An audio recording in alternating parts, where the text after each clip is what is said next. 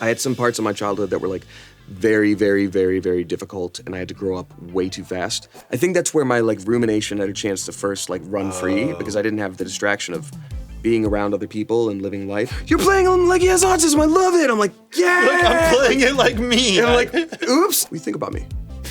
What? What do you think about me? Damien Haas. He's the voice of many beloved characters in mega popular properties like Fortnite, Fire Emblem, Starfield, and Netflix's Delicious in Dungeon. Despite his struggles with ADHD, autism, and OCD, he's found his place as a beloved Smosh cast member and streamer. How has he continued to find success as a comedian in an ensemble cast when he constantly feels like an outsider? How does he deal with the overwhelming pressure of his many careers amid spirals of worry? And what does it mean when he says he has a touch of the tism? I'm Anthony Padilla, and I spent today with Damien Haas to find out. Hello, Damien Haas. Hi, Anthony Padilla. Hello. You joined Smosh right when I was leaving Smosh. Quite literally right when you were leaving. Yeah, I feel like I probably saw you in the office one time. It was like 2017. You saw me very specifically in one spot in the office. Do you remember where that was? Was it in a bathroom? It was in a bathroom. Oh, I saw you in a bathroom. Yeah, I was peeking over the stall. I was like, nice to meet you. No, I think we had like a quick moment of like, okay. oh, hey, hi, how's it going? Yeah, nice to meet you. Yeah. I mean, honestly, they mentioned that they were thinking about hiring you, and then they were just like, oh, by the way, his first day is that. I was like, I didn't know anything. I was the straw that broke your back. Yes. Yeah. I had like a habit of joining things at the end of their lifespan, and I was like, figures. Was that you on Disney? Yeah. Yeah. Because So Random was the show I was on with Shane, but it was technically the 4th season of Sunny with a Chance. Disney shows don't tend to go more than 4 seasons at max, so it was like, all right, well, got 1 year of Disney, and yeah, I kept having like jobs that were less fun in between that, like retail, customer support, and I was just like, well, damn, back to that I go. Leather crafting was the thing before Smosh. Oh shit, yeah, you were leather crafting. Yeah, that was way better than the rest of them. What were you crafting? Dog collars. Didn't you have a beard at the time? I did. That I leather grew it crafting afterwards. with a big old beard. Show me a picture. You're like, here's me leather crafting, and it was you with the big ass. My face is like that of a baby, but the beard is so full. Yeah. It's like a joke. That's not supposed to be like a real guy. It looked like a character creation mishap. What was the audition process like for Smosh? Because I wasn't part of that. I can't emphasize enough how little I wanted or facilitated you being here. Shane and I were roommates when he started working at Smosh, so the thought was like, hey, if, anything ever comes up, I'll at least, like, see what's available. And so he opened the door to, like, getting me the audition, but, like, that's all you can do for someone, You can't just be like, come have a job. So, and it was me and 2 other people, and they just had us play Mario Kart.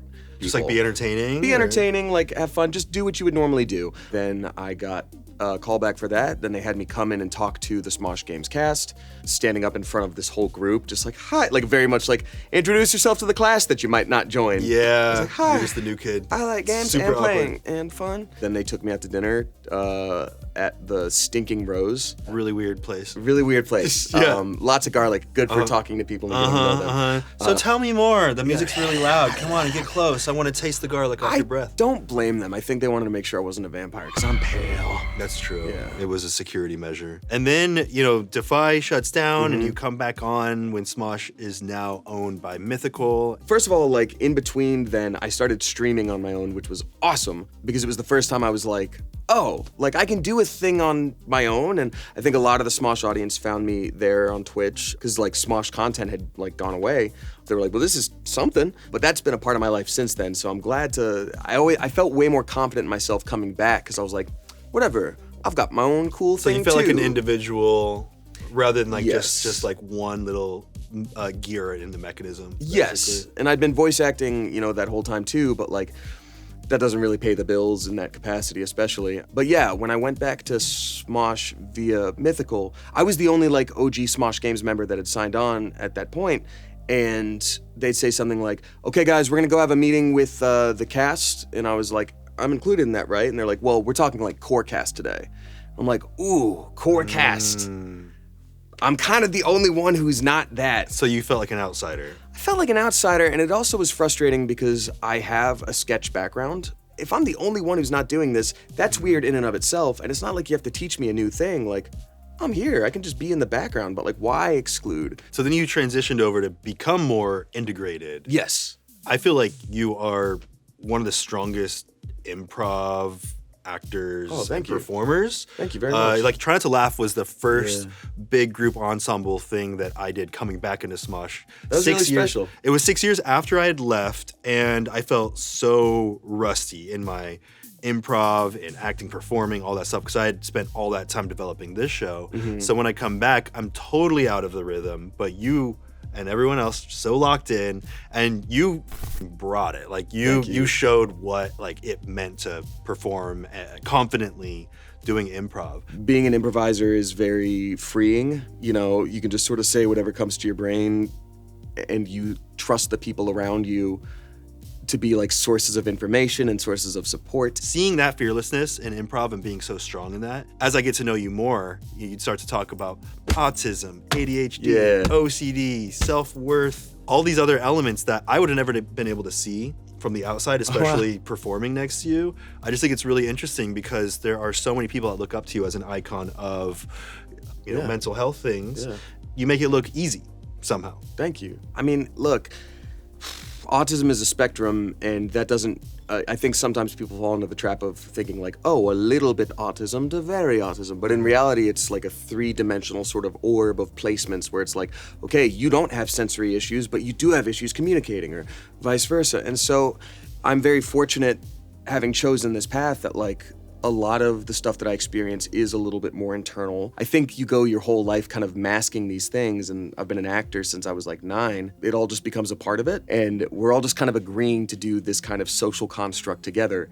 So it's a very fun balance of there being specific rules, but also no rules. Yeah. And I think that's a very freeing place, at least for me, to play. Knowing that I hadn't gotten to work with you in those 6 years and everybody else had history with you, I was like, well, I want to make a good impression. So Yeah. Well, you did. well, thank you. You know, I noticed a difference in the way that we both approached the same video concept, which was really interesting because we were both given the same rules to work within. Yeah. But I go up there and I feel like I got to get a laugh right away.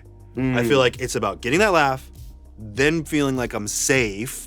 All I want to do was get that, and then I was kind of like done because I was like, whew, okay, got that one. Next thing. Nice. But the thing I observed with you is that it almost seemed like you weren't trying. It felt like it was just a natural state. It didn't seem like you cared if you got a laugh. It just felt like it just happened. Like you gave it time to breathe. You weren't afraid to take the full 30 seconds that you have. Like you made it look like you were just, it was so effortless. Well, thank you. I think something that's missing when a lot of people start to like learn improv in general is feeling free to fail. Like it's truly okay to go out there and not get a laugh, but I also think that that's something that you can say, but it takes a while to kind of lock that in. Yeah, to actually feel it. To actually feel it. I think because I look at things through a lens of like what is normal or what is right, and like sometimes I don't get that right. Like the way I describe my experience being neurodivergent is like I will either read something to a T or miss it entirely. And there's very rarely a middle ground. So like I feel more nervous about being in the chair of like, I hope I laugh at the right time. Oh, really? Sometimes I can sort of see where a joke is going before it goes there, and I can't really turn it off. Like my brain will know. So it kind won't of make you say- necessarily laugh because you... No, because I'm like in that mode and I can't turn it off. So I have to let myself in that moment be like, this is the right laugh time, and this is when I would normally laugh. It's funny because that's where I feel least pressure. I'm like, Really? I just get to exist. Yeah. You right on the Yeah. opposite sides. That's why I really enjoy streaming is like, I feel like I get to split my brain a little bit, where like that other track gets to talk to chat while one track is focusing on a game. And that's when I'm fully like, I'm occupied. This is great. Because your brain is doing two things at once? Yeah. You feel like you need your brain to do two things at once to feel satisfied? Yeah. I can't play a game without a TV on. I can't. Are you doing two like- things right now? Absolutely. I'm stimming with my ring. I'm stimming with my feet, talking to you. Yeah. The ADHD thing, the autism ADHD combo with OCD. Like OCD is much more managed for me because I found medication that works. And then everything else is just like, that's how I operate. It's, you know, autism is not a thing to fix. It's just like, this is the deck of cards you're playing with. So for me, it's more a matter of just like, what can I adapt to fit in with other people in a way that's comfortable for me and everyone else? What was it? The other day you brought something that you're like, oh, I'd like to like. But I feel like I was you making had a you had joke. you had earplugs. Oh yeah. You literally brought earplugs Loops. to the party. Yeah. I get very overloaded with sensory things sometimes. Yeah. And it took me a long time to realize that like, that's not normal. Like I'd be looking around being like, can't everyone tell that this guy's clicking his pen? Yeah. And it's like, yeah, but no one gives a shit. But I'd be like, well, I can't focus on anything else. It's like an earthquake in my brain. So then now you have your earplugs with you. Yeah, they're great. I have them in my bag right now. Sometimes you'll kind of analyze the way that you are in a social setting and be like, is this the same as everyone else? Is this different? Is this wrong? Sometimes the comments that get to you are the ones that like say things you don't like about yourself. So I got one recently that was like, you know, Damien's humor's been different the past few months. I don't think he's as funny or I don't think he's as free. And I'm like, damn, I think you're right. Like, I think I've been very in my head the past several months about like how I'm coming across or how I'm affecting other cast members. And I really want to play nice and do a good job. And I've lost a little bit of that freedom, but that purely comes from me really thinking about how I'm affecting people and not just letting myself like, I'm gonna play a game. You know, yeah. I mean, I don't see it. But again, if it's just one comment that says something that you are starting to suspect about yourself, it makes you feel like everyone sees it. Yeah. I don't think so. I think it's that one person. That's fair. I've had to realize that it's like if you get one comment that says something that does touch on an insecurity, it doesn't mean that everyone secretly believes it. I know. Well, the problem is that when we believe it, like if I start to think that about myself already and then one comment says it, doesn't matter if 1,000 comments are really nice. That one is like, yup, I knew it. I suppose the issue then isn't if other people believe it, it's if you believe it. Right, which I think in a way I do. Yeah. I mean, that's hard to get out of though. It is. But I will at some point. I think weirdly, I've always been like a, I'll just figure it out kind of guy. But in the same way with like brain stuff, it's like, I've been really in my head lately. Well, one day I'll wake up and I won't be. You just have confidence that it'll work itself out? Yeah. I'm like, I'll wake up one day and be so busy that I forget to be in my head. And then, ta-da. Have you always felt separate though? Like in your childhood? Did you feel that sense of like Yeah, actually. otherness? Yeah, I'm just starting to sort of like work through all that. But yeah, I had some parts of my childhood that were like very, very, very, very difficult, and I had to grow up way too fast. And so I always thought it was kind of because of that, but I've realized later, like, I think I process things differently, and like, it works out really well in school, the way things are traditionally laid out. Like, tests were easy because It's like a logic-based figuring out, or like how is it different? Yeah, I guess like my logic was different, or I just felt a little bit separate. Like I felt like I was watching everybody else have these experiences in school, and I was like there, but I was visiting in a way. Like you didn't feel at home. Right. I think as a kid, I was like a goofy, you know, high energy little boy, and therefore I had like a lot of friends through that. But as I started to grow older and just like think more and go through different things, I just felt less and less like I had anything in common with people in school. And it's so funny because like with TikTok now, it'll be like, oh, you're so mature for your age. You're an old soul. And that actually translates to, I think that kid might be autistic. So you feel like your brain wasn't really at like this childhood state of mind? Yeah, I think that went away like very early for me, you know, and I think the OCD stuff was very early too. Like I think back and I was like 5 years old and I was like washing my hands way too much to the point like where they would bleed. And like, it's like, that's too soon. And so the obsessive, like repeatable nature of is rumination and tics and things like that. You'll think about, you know, an issue, you know, say for example, like, everyone hates me. Like, that's not really one I think about, but just using it as an example. Yeah. And then you'll go through, like, every reason that that's definitely true, and then you're like, wait, I've got to go through every reason that can't be true, and then I'll replay that, you know, conversation that I had, but actually, what if I made up that part of the conversation? You have, like, infinite thoughts that stem from infinite thoughts. It's a cycle. It's a rumination. And so, you know, you can't break out of that. Whereas, you know, a technique that I would learn in therapy is like, all right, well, like, what if everybody does? Like, then what? You know, what does that mean? Like, let's say, for instance, that's true. Does that end the loop? It should, and that's what I couldn't do. Like, and so that's why the meds have helped. Was it medication that you feel helped most, or do you think that there's also other things? I mean, as an adult, I, you know, started therapy a few years back. I found the right meds. Yes, I think it's a combination of therapy, and for some people, meds are the right answer, and for me, it very much helped. I started to take medications because I realized, you know, I was learning all these tools in therapy that were very helpful in theory, but I wasn't able to apply them because I was like, I'm too far in this direction right now where I can't even utilize what I'm learning. So the meds definitely helped me get more of a stable base in which to apply those techniques and tools and thought processes. You're not just acting with your physical presence, you are also voice acting, and you've honed in on voice acting. Which I love. Let's talk voice acting. Let's talk voice acting. Anthony, can we talk voice acting? Let's talk voice Please. acting, but I know that you like to do more than one thing at once, so I got something planned for you. Okay. Have you ever heard of this game called Starfield? I have heard of it. So I'm gonna hand you this controller, Oh my gosh, and thank you. are going to create a character. Are you the first voice in this game? I'm the second. Second voice? It's- Wow, it's I thought you were Lynn the and- first. I know. I was pretty impressed. No, I'm not at all. I'm the guy that wakes you up. Really? Yeah, but not Lynn. Helly. Hey, come on. Okay, take it easy. You were out cold.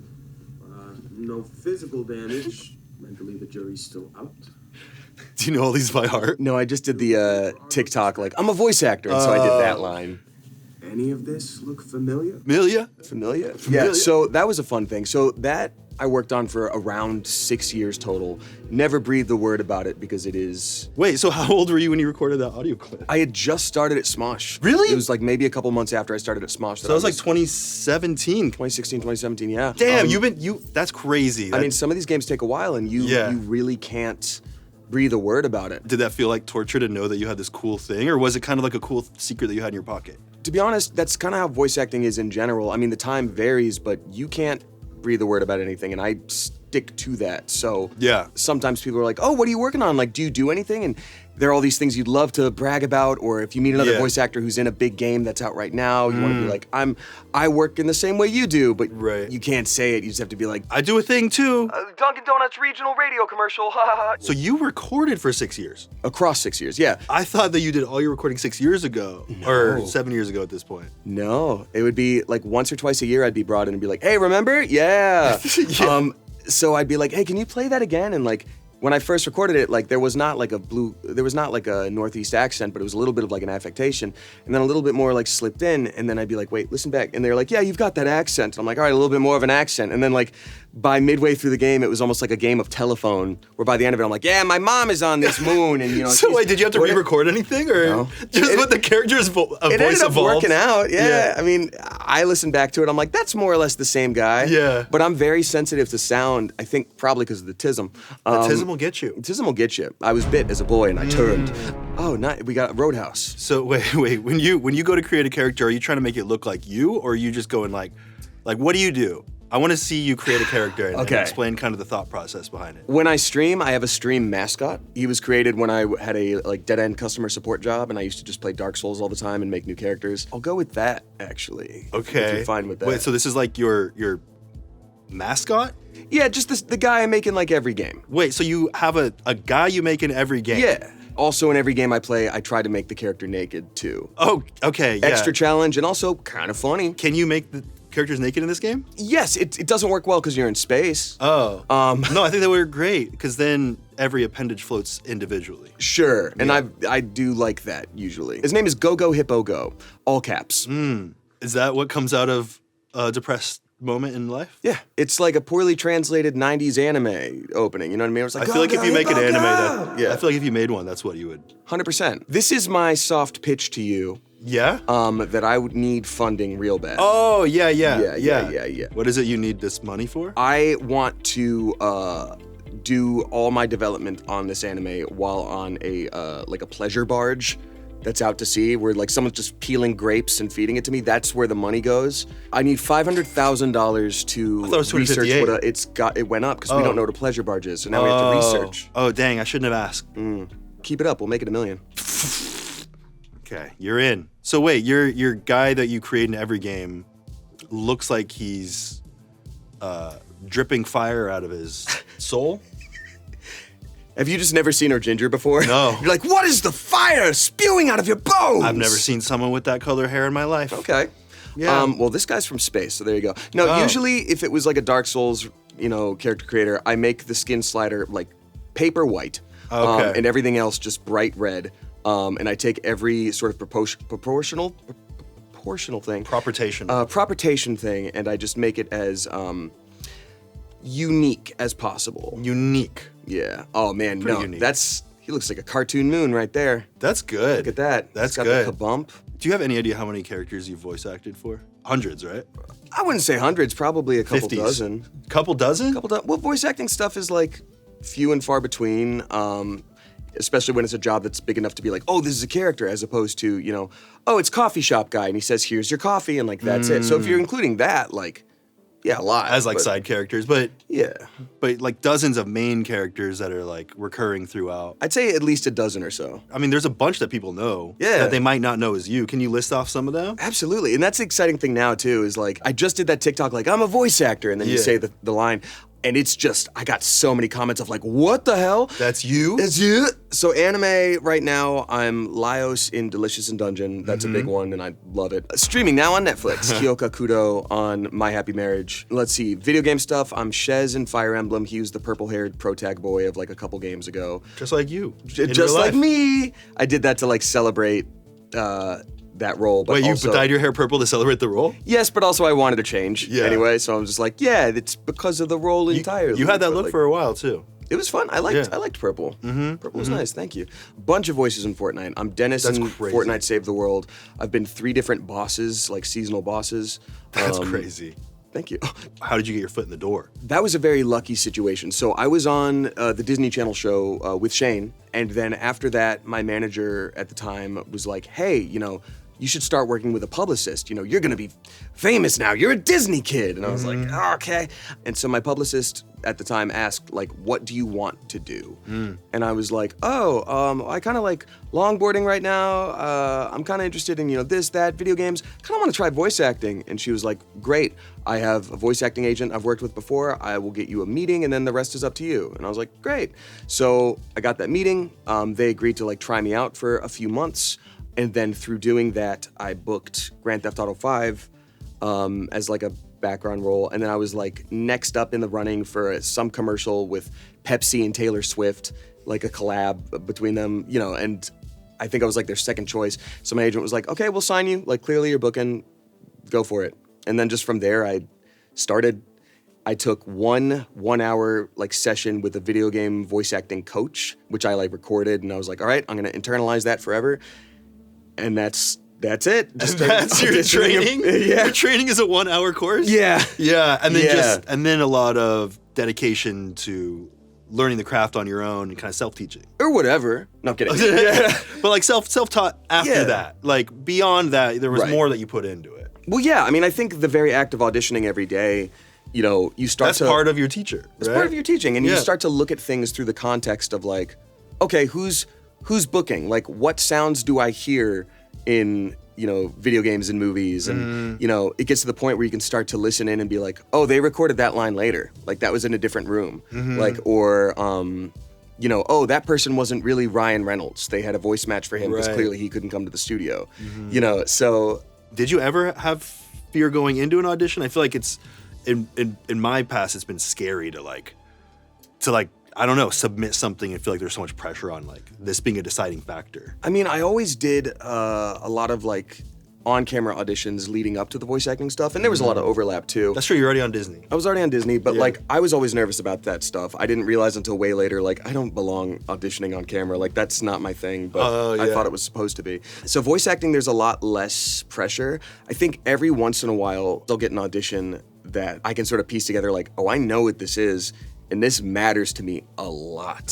So those are a little nerve-wracking. But you know, that's kind of how I felt with the Final Fantasy VII Rebirth that just came out. I had a couple smaller roles, like one of them had a name, and I was very proud because, again, Final Fantasy VII was a very meaningful game for me.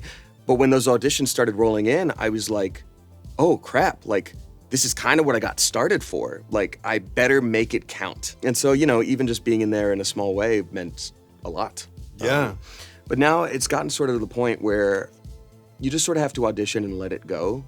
You know, you can't be thinking about it all the time. And that's a lot healthier of a way to go about things. And I think I also have some good relationship point where every once in a while I'll be offered a job I didn't audition for. So they'll be like, hey, we know you'd be good for this thing. And Oh, that's awesome. When you get to the point where you don't have to audition and people are offering you roles, like that's the dream, right? For sure. And I think I'll still always audition. Like, I think you're always going to have to submit that. But just being known, you know, these people do this for a living and it's their job to cast things well. And to be thought of at all in that capacity is just like, you know, imposter syndrome is still there, but that certainly helps. Really? Oh, Yeah. of course. I mean, do you feel like you still have imposter syndrome sometimes? Oh, yeah. I mean, it's been a process of Sure. letting that go. I feel like my imposter syndrome really gets loud when I'm doing things that don't naturally fit with my natural state. They're things that I feel like I have to do. I mean, that's wild to me, because, like, I think about you and Ian starting as teenagers. You guys were just like, we're going to film ourselves and put it out there. Like, what? Yeah. I get made fun of in high school for existing, and you guys are like, we're going to film ourselves making jokes. Yeah, it was a weird thing where I didn't see the point of it as being something for others to approve of as much. Eventually it became that. Eventually it turned into a thing where doing what I was doing was there for a sense of validation within myself. But it didn't start like that. And I think it was because I at the time I was like, being on camera and being perceived and commented on, judged is just like part of this bigger picture for me, which was to create like a brand, to create something bigger. It was just like me being on camera was just a part of it. It's not the point of it. But after a while, I got to a point where I thought it was the point of my life or career or self-worth. And that's when I started to really like get attached to the positive and negative. Yeah. But in the early days, I didn't care about the positive or negative. I was like, they don't know me. They don't know what I'm about. Yeah, I think for me, it's really hard to be misunderstood in general. Like, that's a huge trigger. So, like, if someone says, you know, in a comment, like, you're not funny, you suck, I'm like, that's entirely fair. Like, I don't know you. I annoy you on camera for whatever reason. Like, so it goes. You're not going to be for everybody. But if someone says either something that I already kind of believe about myself, or it's like, man, Damien clearly was so mad at this person or is so jealous of this person, or like, they're assuming things about my motives. Yeah. That's when I like white knuckle into my own leg and I'm like, I can't comment back, but that sucks. I feel that as well. Yeah. It's been a process to get away from that mentality. And, you know, I think that just shows that there is some room for internal growth and, you know, to like trust and love all of who you are to the point where you know that that's not true and it's okay for them to think that. But it's very hard to get. I don't think I'm past it, but I'm realizing that that's there. Whenever there is that feeling that comes up, I'm like, this isn't about them, because people will perceive and come up with an idea of who you are no matter what you do. This is a sign that there's a part of me that feels fear in what that might mean. Yeah, it's for me, I think it's like letting go of control of like, well, they feel that about you. You're probably not going to Very hard to say otherwise. that's okay. Yeah, it is so hard to say it's okay, because it's not just like, oh, like I thought Damien would wear this kind of shoes. It's like, I bet as a person in your core, you're actually mean. It's about and your you suck. identity. Yes, exactly. But no, now I just get to hide behind all these fun characters and do voices, and it makes me happy. Right, so this is, in a sense, it's a way for you to be able to perform without being perceived in your physical form. I mean, kind of, yeah, because, like, I'm sure you've noticed, you know, just in our time together, like, even on camera today, though it's not so bad today, I've got, like, facial tics. Right. Like, I blink really I actually hard. did not realize. Oh, well, thank you. But, I didn't see it. So it goes. But, like, I blink really hard, especially if I'm, like, sleep deprived or nervous, you know. I've got the tism, as I've mentioned. So, you know, I went through, like, all this on-camera acting stuff being like, you know, why is this so hard for me? Like, when the camera gets really close up, like, theater was totally fine. Why am I not booking the on-camera stuff? Like, you know, they said I'm too animated. Then I pull it back and then they say I'm doing nothing. I don't get that. And now I'm like, oh, my face does different things. And I was having to, like, work at appearing quote-unquote normal. And again, sort of working to get to the baseline that everyone else had. Whereas with voice acting, I feel so free. And it feels like, oh yeah, I'm in this character. Like, I've got a huge improv background. Like, it's easy to embody a character and just live as them, talk as them. There's no friction with this one layer of like, what am I doing with my face? Now you get to skip that and just go straight to the craft of what you actually care about. Absolutely. And like, you know, there's something about getting in a costume and having makeup and feeling like, okay, I'm embodying this character, cool. But at the same time, I get to do that now with the characters that I play in games just by looking at like the artwork. And so your imagination of I am that person instead of like a physical. Absolutely. Yeah. It's because with voice acting, you do tend to move a lot. You just can't make noise while doing it. But like, you know, my posture will change. Like I just, in Unicorn Overlord that just came out, like I played an angel person named Sonatio, and he was like a priest. So like I see him holding that staff. I see him a little more regal, but he's also like very elegantly. And then you want to position your body. Position your body, like naturally, you're just like, you know, this is how I speak. This is how they would talk, a little bit more. And you might move your hand like this because it's a little more lilting. And Yeah. then Triangle Strategy, I played a guy named Julio, and he had like these really sharp eyebrows, and his hands were always behind his back. And I'm like, So you want to stand like that when you record, right? Right, which you can't do because your lungs get a little compressed when you're like this. But still, like, it's very rigid, and you know the rules matter a lot. And if something is well written and well designed, everything sort of informs everything else in a way that you know you can always pull from it. Yeah. You know, Laios in Delicious in Dungeon, it's a very important character to me, and I really love it and care about it. You know, he's kind of a knight-looking guy, but he doesn't have a shield and he doesn't have a helmet, and it's sort of like, okay, well, what does that say about this character? And you know, what does that say about the world? Like, okay, is death not that big of a deal in this world, and that therefore you don't need a helmet? Or is it more important that he can look around and observe things because he is a very observant person as opposed to being a protector? You know, Does your character have autism? a lot of people who read it, their headcanon is sort of that he does. It's not a confirmed thing either way, and it's not my place to confirm it. But you know. Well, You know. well, no, I mean, I'll say this. Like, I remember auditioning for it. I had my takes all done, and then I was like, you know what? I'm gonna do one more take and just like completely throw it away. Like, just be myself, just be as natural as possible, very understated, and see what happens. And then I did, and apparently that's the take that like booked me the role. Oh. And so I was like, okay, I'm being very myself, and this is the take that booked me the role. And then the second the show premiered, everyone's like, you're playing him like he has autism, I love it. I'm like, yeah! Look, I'm playing it like me. And I'm like, oops. And so like, yes. So, you know, I think he's very much coded in that way, and it's very much brought up that like he has difficulty reading the room, but he has very specific interests that you really, you know, can benefit him in a lot of ways, but his skills are lacking in other ways. So like, whether he has autism or not, those kinds of traits very much speak to people who are neurodivergent. And I've been very much honored with that level of trust because I've been getting a lot of comments from people saying like, hey, you know, the way you're playing this, like I really feel seen. And that means a lot. So yeah, it's been very special. So again, I can't confirm or deny anything. It's not my place. He's already got an author, but Got it. Yeah. What do you think it is about being seen in that way that feels so good? I think specifically for people who are neurodivergent, it is so difficult to be seen as like a natural part of a story in the same way that anybody else with any other aspect of their life, you know, who would have like a disability. Like if they see representation in the media, that's going to be a big part of it, where it's like the biggest part of this story is like this person's in a wheelchair, as opposed to like, hey, that's just how the character is, you know?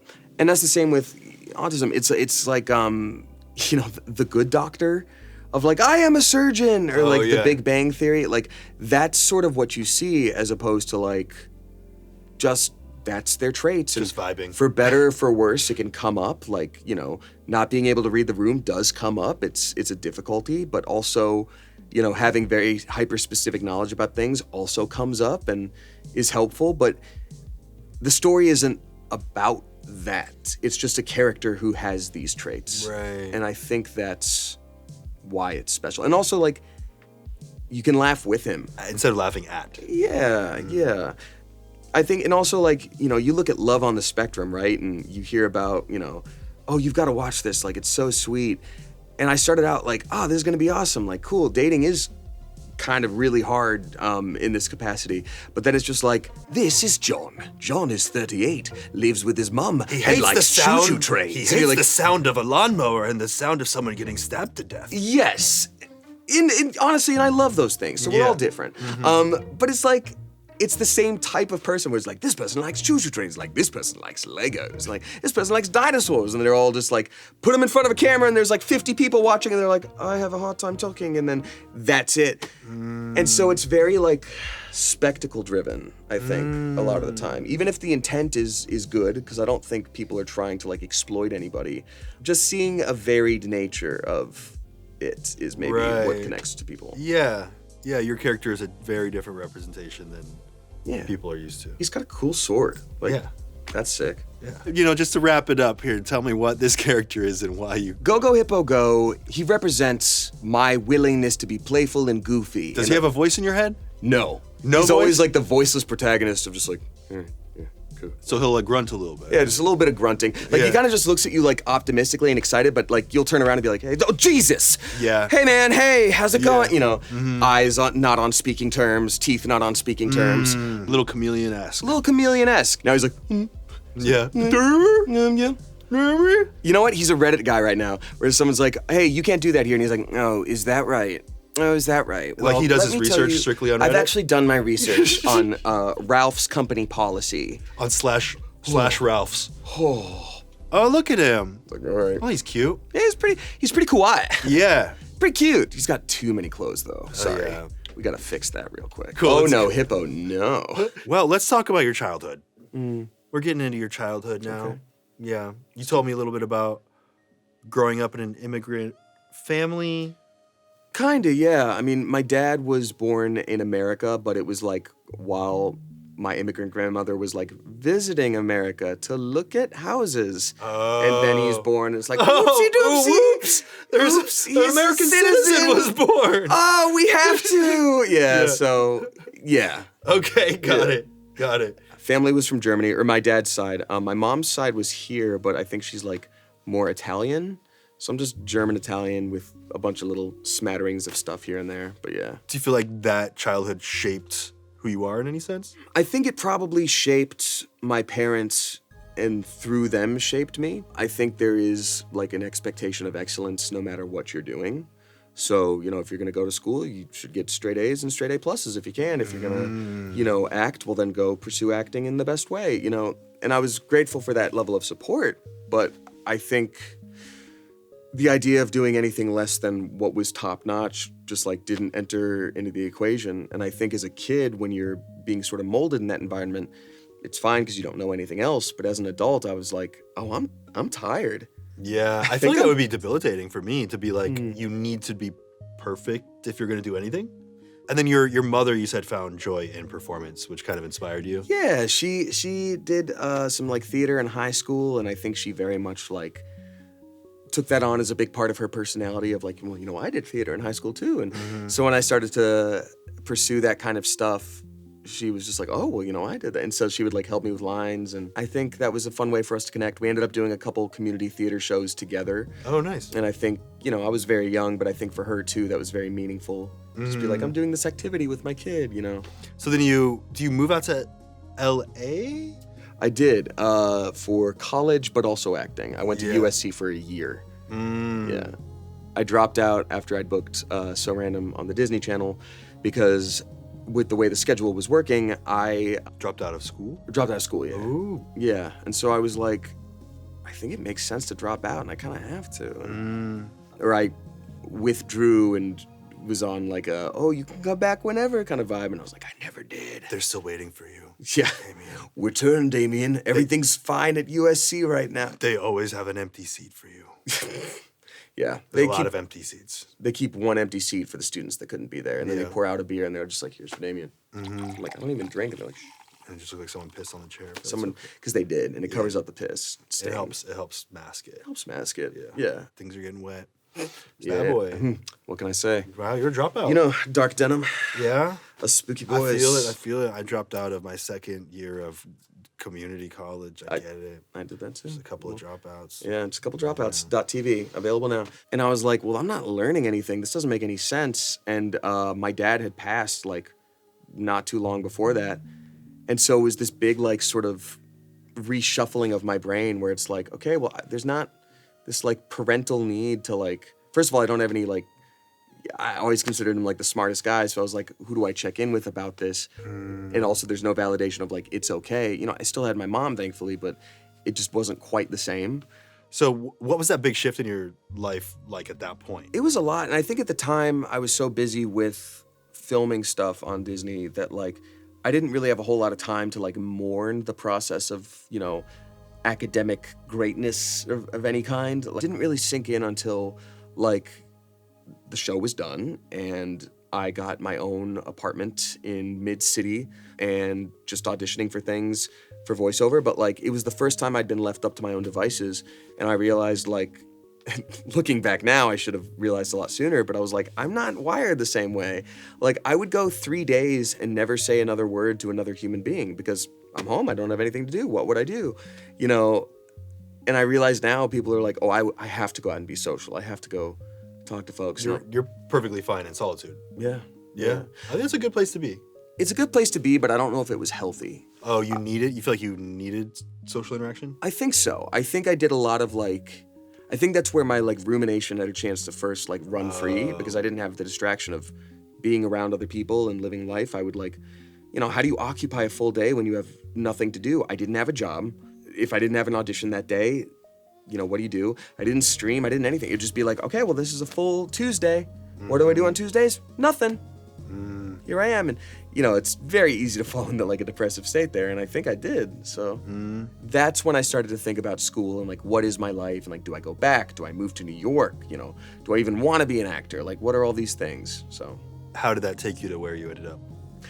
I think because voice acting auditions came in at such a high rate, that was at least something to hold on to be like, well, this is a thing I'm doing. At least I did something on this day. Even if it was a 2-minute commercial radio spot read and I'll never see anything from it, you know, I can at least say like, well, I tried. I did something.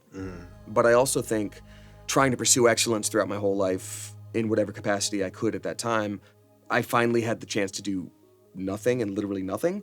So the pendulum had kind of swung back in the other direction. So I think if I didn't have that like goblin rot kind of vibe then, goblin rot, is that Goblin rot? It sounds right. Goblin rot. Yeah. Yeah, it's a Magic the Gathering card, I'm sure. I don't think I would have had the perspective that I have today of like, what is a healthy balance? So you kind of had to go the opposite way, you know, fully. It's the burnout thing. You know, you try so hard for so long and then you don't just dial it back a little bit. You're just like, I'm done, you know? Yeah. So, close. how was your childhood? Great.